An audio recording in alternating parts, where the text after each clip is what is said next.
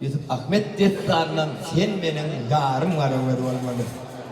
Ey Karakoydum, sen gitsen ne edip geçer halimiz deyip bir Ahmet Karakoydum eğilimden 5 kelime söyleyer oldu.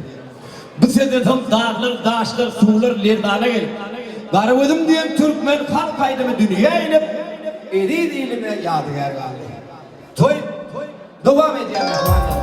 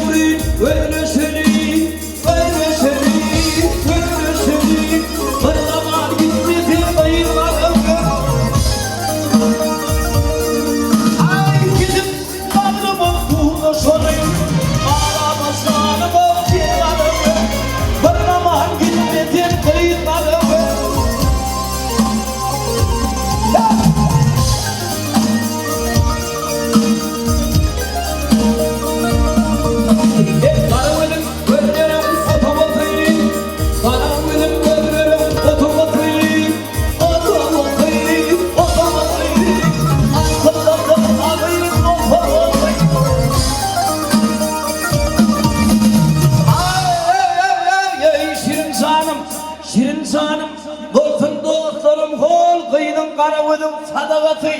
Aman aman, aman aman, aman aman, Allah'ım kulun sil kıyırlarımı, arama canım ol kıyırlarımı.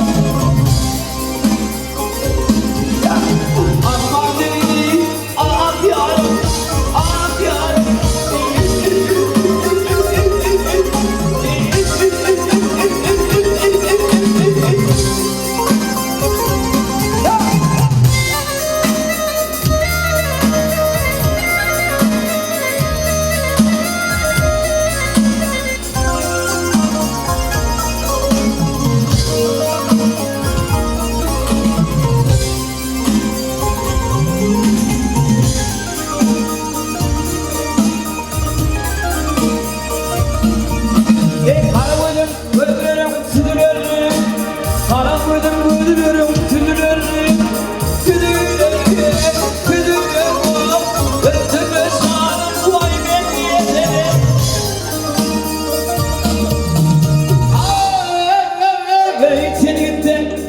Sen gittin bulundan da ne edip kişi ahvalem ben.